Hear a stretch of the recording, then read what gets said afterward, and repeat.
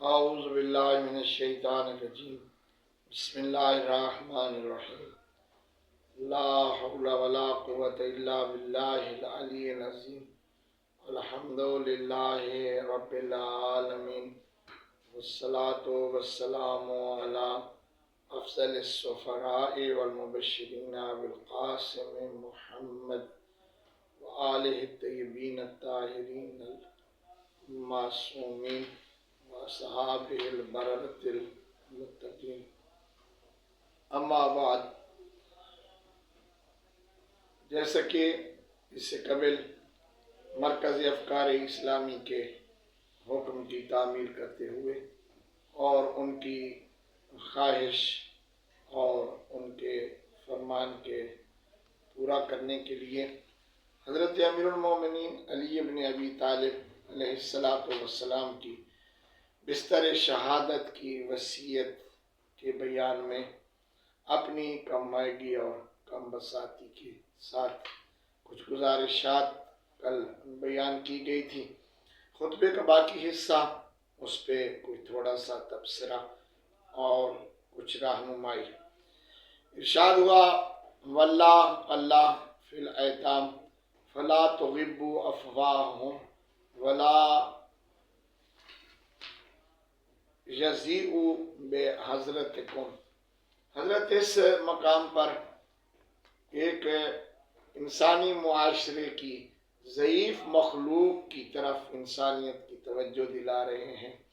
یتامہ کے بارے میں قرآن کریم کی تلاوت کرنے والے حضرات اور قرآن کریم کو اپنی زندگی کا لائحہ عمل سمجھ کر تلاوت کرنے والے حضرات اس بات سے بخوبی آگاہ ہیں کہ قرآن کریم نے یتامہ کے بارے میں بہت زیادہ تاکید فرمائی ہے اور یتامہ کی سرپرستی کو بہت اعلیٰ پیمانے پر بیان فرمایا ہے اور طلب فرمایا ہے، حتیٰ کہ یہاں تک کہ یتامہ کے اموال کا بھی ایک نظام بیان کیا ہے کہ ان کے اموال کو آسان طریقے سے ان کے لیے اس کی سرپرستی کریں، اور اتنا خوف دلایا قرآن کریم نے کہ ارشاد ہوا کہ والذین یأکلون اموال الیتامى، وہ لوگ کہ جو یتیموں کا مال کھاتے ہیں، انہم یأکلون فی بطونہم الا النار، کہ وہ یہ نہ سمجھیں کہ وہ یہ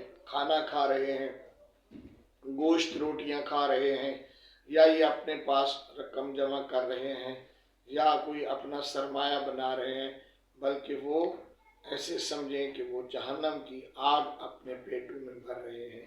حضرت امیر علیہ السلام نے بھی قرآن کریم کے اسی سلسلے کے ساتھ توجہ دلاتے ہوئے فرمایا میں تمہیں اللہ کا حکم یاد دلاتا ہوں، میں تمہیں اللہ کی مرضی یاد دلاتا ہوں، واللہ اللہ، اور تم اپنے اللہ کو یاد رکھنا، فی الایتام، یتیموں میں، فلا تغبوا افواہہم، اللہ اکبر، فرمایا ایسا نہ ہو کہ تم ان کے منہ سے غائب ہو جاؤ اور ان کے کھانے پینے کا خیال نہ کرو، یتیموں کے بارے ڈرتے رہنا اور ان کی ضروریات، ان کے دہن، ان کی خوراک کی طرف متوجہ رہنا۔ کسی مقام پہ میری نظروں سے گزرا ہے کہ بصرہ سے زعفران ملا شہد کے مشکیزے حضرت امیر علیہ السلام کی ظاہری خلافت کے دور میں آپ کے پاس آئے اور بہت سارے یتامہ اکٹھے ہو گئے، تو حضرت ایک مشکیزے کا منہ کھولتے تھے اور اسے خود اپنی انگلی مبارک سے ایسے ایسے نکال کر یتیموں کو شہد کھلاتے تھے، خود اپنے ہاتھ سے کھلا رہے تھے۔ اور یتامہ کا بہت زیادہ حضرت کی زندگی میں خود رسول اکرم صلی اللہ علیہ وآلہ وسلم نے فرمایا انا وکافل الیتیم یوم القیامت ہاکذا، حضرت نے فرمایا میں اور یتیم کی پرورش کرنے والا قیامت کے دن یوں ہوں گے، اور پھر اپنی دونوں انگلیوں کو ایسے ملا کر فرمایا ایسے برابر ہم در میدان محشر میں کھڑے ہوں گے۔ رسول اکرم صلی اللہ علیہ وسلم کی سیرت سے بھی یتامہ کا بہت زیادہ خیال رکھا گیا ہے، اور حضرت امیر علیہ السلام بھی یتامہ کے بارے میں تاکید فرما رہے ہیں۔ فرمایا ان کے کام و دہن سے بھی دور نہ ہونا، اور ایسا نہ ہو کہ تم ان سے یوں غافل بن جاؤ کہ ولا یزیو بحضرتکم، اتنا لوگ ان سے بے پرواہ ہو جائیں کہ وہ تمہارے ہوتے ہوئے اور تمہاری خبر کے باوجود اور تمہارے قرب و جوار اور پڑوس کے باوجود ضائع ہو جائے۔ ضائع ہونے کا مفہوم بہت وسیع ہے، ان کی تربیت نہ ہو سکے، انہیں لباس نہ مل سکے، ان کی تعلیم کا خیال نہ رکھا جا سکے، انہیں معاشرے کا اچھا فرد نہ بنایا جا سکے، وہ بھوک پیاس سے دوچار ہوں، لوگ ان کا استحصال کریں، حقارت کی نظر سے دیکھیں، لوگ انہیں اپنے کاموں کے لیے استعمال کریں، یہ سارے سلسلے تضیع کے دامن میں آ جاتے ہیں۔ حضرت نے ایک لفظ فرمایا فلا تضیعوا، کہ وہ کہیں بحضرتکم، تمہارے مطلع ہونے کے باوجود اور تمہارے خبردار ہونے کے باوجود وہ ضائع نہ ہو جائے، بلکہ انہیں معاشرے کا اچھا فرد بنائے۔ اس پہلو پہ اگر خود حضرت امیر کا عمل دیکھا جائے، اور خصوصاً حضرت کے کوفہ کے قیام میں، اور خصوصاً حضرت کے ظاہری خلافت کے وقت میں، تو اللہ اکبر، واقعاً بہت زیادہ حضرت نے اس بات پہ توجہ دی ہے۔ جیسے ابھی میں نے ایک واقعہ بیان کیا ہے، کوفہ میں تو اتنا خیال رکھا کہ راتوں رات اندھیروں میں جا کر یتامہ کے گھروں میں کھانا رکھانا حضرت کا معمول بن گیا تھا، اور تواتر کے ساتھ اس بات کو نقل کیا گیا ہے کہ حضرت یتامہ اور بیواؤں کے گھر میں جا کر کھانا رکھاتے تھے، تاکہ جب حضرت کو ابن ملجم نے مسجد میں ضرب لگائی اور حضرت زخمی ہو گئے، تو اتنے مخفی طور پر یہ کھانا پہنچاتے تھے کہ لوگوں کو پتہ ہی نہیں چلتا تھا۔ اس وقت کہنے والی خواتین نے کہا کہ ہمیں تو آج پتہ چلا ہے کہ وہ بے خبری میں ہمارے گھروں میں کھانا رکھ کر جانے والے کون ہوتے تھے، حضرت امیر ہوتے تھے۔ کوفہ کی گلیوں میں جتنا لوگوں نے گریہ کیا ہے، پورے 19 کی صبح سے لے کر 19 کا دن، اور پھر 20 کی رات، اور پھر 20 کا دن، اور پھر 21 کی رات کا وہ حصہ جس میں حضرت کی 12ویں شہادت ہوئی، اس مسلسل ایک عزاخانہ بنا رہا ہے کوفہ۔ کوئی گلی خالی نہیں تھی، کوئی علاقہ خالی نہیں تھا جہاں پہ حضرت کا غم نہ کیا جا رہا ہو، مسلسل لوگوں نے غم کیا ہے۔ اور لکھنے والوں نے لکھا ہے ان میں کثیر تعداد بیوگان اور یتامہ کی تھی کہ جو حضرت کے غم میں روتے نظر آتے تھے۔ چھوٹے چھوٹے بچے، یتیم بچے اور مستورات، صدائیں بلند ہوتی تھی من للارامہ والیتامہ، حضرت امیر کو ضرب لگ گئی ہے، اور کون خیال کرے گا بیوگان کا، اور کون خیال کرے گا یتامہ کا۔ عجیب سا منظر ارباب کتب نے، جنہوں نے حضرت کی شہادت کے حالات لکھے، عجیب سا منظر لکھا ہے۔ چھوٹے چھوٹے بچے، ان کے پاؤں میں جوتے نہیں ہوتے تھے، سروں سے برہنہ، اور باہر نظر آتے تھے گلیوں کوچوں میں حضرت امیر کو روتے ہوئے۔ ویسے بھی بچے کو روتا دیکھا جائے اور یتیم رو رہا ہو تو ایک غم کی کیفیت اور بھی زیادہ ہو جاتی ہے۔ جن لوگوں نے دیکھا وہ چھوٹے چھوٹے بچے روتے اور حضرت امیر کو یاد کرتے تھے، اور بلا امتیاز کسی محلے اور کوچے کے سب یتامہ رو رہے تھے۔ ان کو دیکھ کر لوگ روتے تھے کہ یہ حضرت امیر کے غم میں بچے رو رہے ہیں۔ ایک روایت جو بعض کتب نے بھی نقل کی ہے اور معمولاً منبروں پہ پڑھی گئی ہے کہ وہ جراح جو آخر میں حضرت امیر علیہ السلام کے زخم کا معائنہ کرنے کے لیے آیا، پردہ کرایا گیا، جراح نے حضرت امیر کا وہ زخم دیکھا۔ حضرت امیر کا زخم دیکھ کر اس نے آہستہ سے مولا حسن سے کہا ذرا علیحدگی میں میری بات سنو۔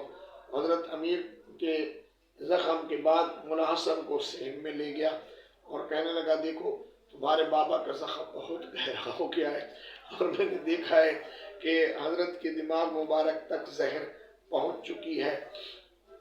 میں کہیں کہیں ایک جملہ یہاں پہ کہا کرتا ہوں کہ باوجود کہ زہر اتنی زیادہ سخت تھی اور جراح کی تشخیص کے ساتھ حضرت کے دماغ مبارک تک بھی پہنچ چکی تھی، لیکن حضرت کا مقام عصمت اور حضرت کا مقام امامت اور حضرت کا مقام علم اور منصب الہی اتنا بلند ہے. علی اللہ کا وہ عظیم بندہ ہے، علی کا اتنا بڑا مقام اور اتنی عظمت ہے کہ کسی قسم کا اس سے حضرت کی طبیعت پہ خلل نہیں آیا ہے. اسی طرح علوم کے دریا بکھیر رہے ہیں، اسی طرح بیانات بلند پایا دے رہے ہیں، اسی طرح بالکل جیسے اپنی جوانی میں اسی طرح تمام امور کا جائزہ لے رہے ہیں. کہنے لگے کہ اب بابا سے کہو کہ وہ وصیت کرے. کتنا مشکل تھا حضرت امام حسن علیہ السلام کے لیے عالم غربت میں اور عالم پردیس میں. اور میں کہتا ہوں کہ وہ علیحدہ کیوں لے گیا. جن لوگوں نے حضرت امیر کا گھر کوفہ میں دیکھا ہے، کئی بار ہمیں بھی زیارت کا شرف نصیب ہوا ہے، چھوٹا سا گھر ہے. شاید جراح کوئی آدمی تجربہ کار تھا، اس نے یہ سمجھا ہوگا کہ پردیس میں جب زہرا جائیاں اور مولا امیر کی بیٹیاں یہ سنے گی کہ جراح نے کہا ہے کہ زخم گہرا ہے. آج بھی اگر کسی مریض کو ڈاکٹر یہ کہہ دیں کہ اب یہ بس جانے والا ہے اور قریب المرگ ہے، تو اس کے ورثاء میں ایک کوہرام سا بپا ہو جاتا ہے. اسے معلوم تھا کہ یہاں پہ ابھی ایک گریہ شروع ہو جائے گا. ان سے کہو وصیت کرے. حضرت نے اس کے بعد یہ وصیت کی ہے جو ہم پڑھ رہے ہیں، حضرت کی وصیت کریں. تو نقل کرنے والوں نے کیا ہے کہ حضرت نے پوچھا کہ اس وقت پھر بابا کو کیا خوراک دی جائے. کہا گیا کہ ہو سکے تو حضرت امیر کو دودھ پلائیں، کیونکہ زہر کا جو اثر ہے اس کے ازالے کے لیے دودھ مؤثر ہے. میں نے کوشش کی کہیں پہ کہ مل جائے کہ حضرت نے کسی کو بھیجا ہو، کوفہ والوں کو کہو یہ اطلاع کرو. نہیں، مجھے نہیں ملا. اتنا ضرور ہے کہ خبر ہو گئی کہ مولا امیر کے لیے دودھ کی ضرورت ہے. تو تمام لوگ دودھ کے برتن بھر بھر کر لانے لگے، بھر بھر کر لانے لگے، حضرت امیر کے گھر تک پہنچانے لگے.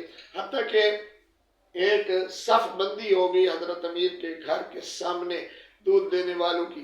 دور سے مولا حسن نے ایک بچے کو دیکھا کہ جس بچے کے ہاتھ میں ایک دودھ کا پیالہ، جس کے پاؤں میں جوتے نہیں ہیں، جس کے سر پہ کوئی چیز نہیں، وہ سر سے بالکل عریان ہے، ایک قمیص بھی اس کے گلے میں نہیں ہے.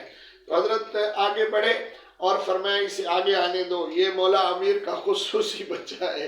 حضرت امیر سے محبت میں دودھ لے کے آیا. حضرت نے اس سے پوچھا کہ دودھ کہاں سے لایا ہے. بچہ کہتا ہے مولا میں دودھ بیچنے والے کی دکان پہ گیا تو دودھ والے نے کہا پیسے دو. میں نے کہا میرے پاس تو پیسے نہیں ہے، میرا بابا تو زخمی ہو گیا. میرا بابا جو مجھے اخراجات اور خرچ دیتے تھے وہ تو کوئی دنوں سے زخمی ہے. دودھ والے نے کہا تو پھر پیسے کے بغیر تو دودھ نہیں ملے گا. تو میں نے وہ اپنی قمیص اتار کر اس کے پاس ران رکھ دی. میں نے کہا تم بھی میری قمیص ران رکھ لو، لیکن میرے بابا امیر المومنین کے لیے مجھے دودھ دے دو. یعنی یہ طرفین سے ایسی محبت تھی کہ جتنی حضرت امیر کو تھی اتنی ہی ان یتامہ کو بھی حضرت کے ساتھ تھی. حضرت نے بہت زیادہ تاکید فرمائی ہے. اور صرف یہ نہیں ہونا چاہیے، بعض اوقات ہم یتامہ کا خیال تو رکھتے ہیں لیکن وہ ہمارا خیال رکھنا ایسا ہوتا ہے کہ ہم بس وہ خوراک اور ان چیزوں کو، بلکہ ان کی تربیت کا، ان کی تعلیم کا بھی خیال اگلے جملے میں حضرت نے فرمایا ہے.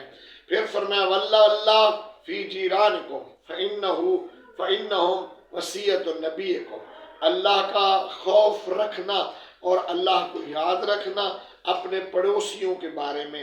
فإنہم وصیت نبیکم، وہ تمہارے پیغمبر کی وصیت ہیں. ما زال یوسی، کہ حضرت ہمیشہ اس قدر پڑوسیوں کے بارے میں وصیت کرتے رہے کہ حتیٰ ظننا، یہاں تک کہ ہمیں گمان ہونے لگا. یہاں زن تقریباً مورد یقین بھی آئے گا. قرآن کریم میں بھی بہت سارے مقامات پہ لفظ زن یقین کے عنوان سے آیا ہے، جیسے انی ظننتو انی ملاقن حسابیا، وہاں پہ بھی زن کا ترجمہ یقین ہے. یہاں پہ بھی حتیٰ ظننا، یہاں تک کہ ہمیں گمان ہونے لگا اور قوی گمان ہونے لگا. انہو سیورثہم، اتنی سفارش فرما رہے ہیں کہ ان قریب انہیں وراثت کا حقدار بنا دیں گے. وصلی اللہ علیہ خیر خلق محمد وآلہ.